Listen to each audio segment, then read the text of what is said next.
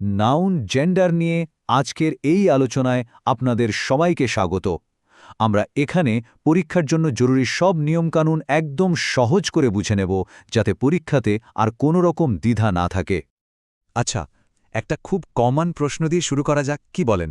ধরুন পরীক্ষাতে এলো ব্যাচেলারের ফেমিনিন জেন্ডার কি, ঠিকঠাক উত্তরটা কি মাথায় আসছে? হ্যাঁ, ঠিক এই ধরনের প্রশ্নগুলো নিয়ে কিন্তু আমরা আজকে কথা বলবো। তো আজকে আমরা কি কি বিষয় নিয়ে কথা বলবো তার একটা ছোট্ট ম্যাপ দেখে নেওয়া যাক। একদম বেসিক থেকে শুরু করে পরীক্ষার ট্রিকি প্রশ্নগুলো পর্যন্ত সবই থাকবে আমাদের আলোচনায়। ওকে, তাহলে শুরু করা যাক।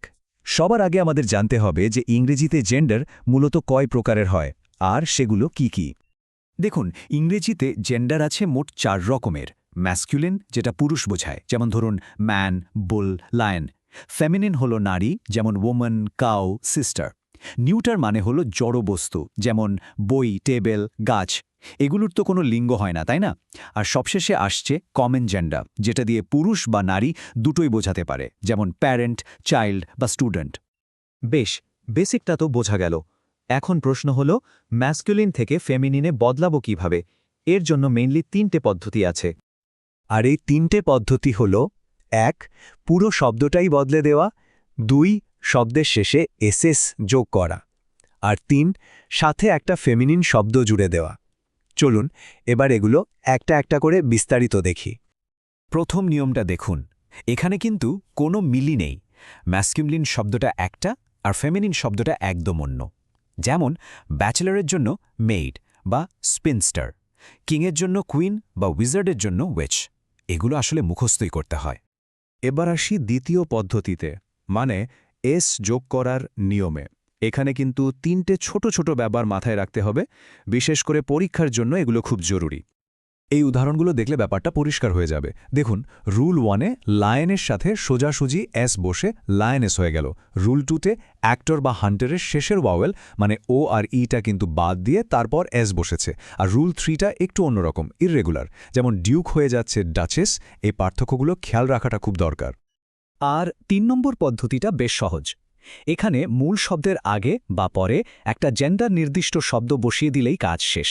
যেমন ধরুন, গ্র্যান্ডফাদার হয়ে গেল গ্র্যান্ডমাদার, হি গোট হয়ে গেল শি গোট, বা পিকক হয়ে গেল পিহ্যান। খুবই সহজ, তাই না? আচ্ছা, এতক্ষণ তো মাস্কিউলিন আর ফেমিনাইন নিয়ে কথা বললাম। এবার আসা যাক কমন জেন্ডারের দুনিয়ায়। এই জায়গাটা একটু ট্রিকি হতে পারে, কিন্তু ভয় পাওয়ার কিছু নেই। নিয়মগুলো জানলেই ব্যাপারটা জলের মতো সোজা হয়ে যাবে। অনেক কমন জেন্ডার নাউন আছে, যেগুলোর জন্য কিন্তু আলাদা আলাদা ম্যাসকুলিন আর ফেমিনিন শব্দ রয়েছে।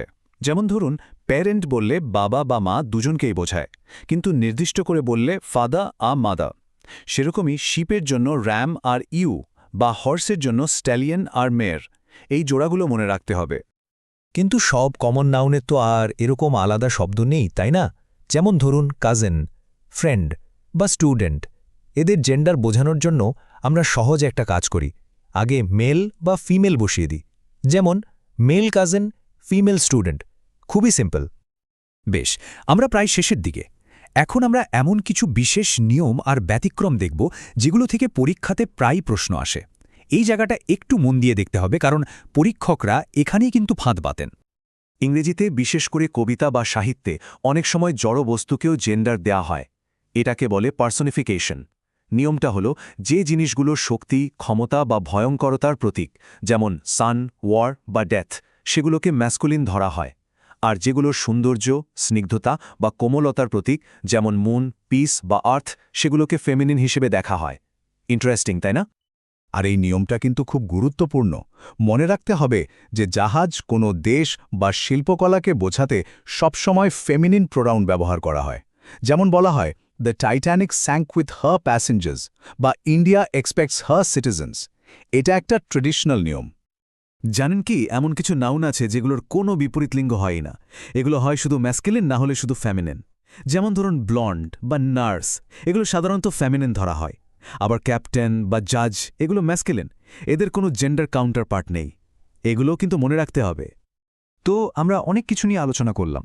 চলুন পরীক্ষার আগে চটজলদি রিভিশন দেওয়ার জন্য সব গুরুত্বপূর্ণ পয়েন্টগুলো একবার এক জায়গায় দেখে নিই। এই হলো আমাদের পুরো আলোচনার সারসংক্ষেপ। 1. জেন্ডার 4 প্রকার। 2. ফেমিনিন বানানোর 3টে উপায়, শব্দ বদলে এসএস যোগ করে বা নতুন শব্দ জুড়ে। 3 এসএস যোগ করার আবার 3টে ছোট নিয়ম আছে। 4 কমন জেন্ডার বোঝানোর জন্য হয় নির্দিষ্ট শব্দ ব্যবহার করতে হয়, না হলে মেল বা ফিমেল যোগ করতে হয়। আর 5 কিছু বিশেষ নিয়ম আছে, যেমন জাহাজ, দেশ আর পার্সনিফিকেশনের ক্ষেত্রে। এই পয়েন্টগুলো মাথায় রাখলেই চলবে। তো অনেক তো শেখা হলো, এবার নিজেদের একটু যাচাই করে নেওয়ার পালা, কি বলেন? চলুন ছোট্ট একটা কুইজ হয়ে যাক। আচ্ছা, এই শব্দগুলো দেখুন। অথরের জেন্ডার কি হবে? এটা ম্যাসকুলিন। শিপ, হ্যাঁ, বিশেষ নিয়ম অনুযায়ী এটা ফেমিনাইন। সোভরেন, এটা হলো কমন জেন্ডার। উইডো, এটা তো খুবই সোজা, ফেমিনাইন। আর হিরো, এটাও ম্যাসকুলিন। কেমন হলো সবার? সব উত্তর মিলেছে তো? মার্ক টুয়েনের এই কথাটা আমার খুব পছন্দের। সঠিক শব্দ আর প্রায় সঠিক শব্দের মধ্যে পার্থক্যটা কিন্তু বিশাল। গ্রামারের ক্ষেত্রেও তাই। এই ছোট ছোট নিয়মগুলোই কিন্তু ভালো আর খুব ভালোর মধ্যে তফাতটা গড়ে দেয়। শেষ করার আগে একটা প্রশ্ন রেখে যাই। ভাষা তো সবসময় বদলাচ্ছে, তাই না? আগে হয়তো ডক্টর বা ম্যানেজার শুনলে একটা নির্দিষ্ট লিঙ্গের কথাই মাথায় আসত, কিন্তু এখন এগুলো কমন জেন্ডার। ভাবুন তো, ভবিষ্যতে আর কোন কোন শব্দ এই তালিকায় যোগ হতে পারে? এটাই প্রমাণ করে যে ব্যাকরণ কোনো স্থির বিষয় নয়, এটা জীবন্ত আর সময়ের সাথে সাথে বদলায়।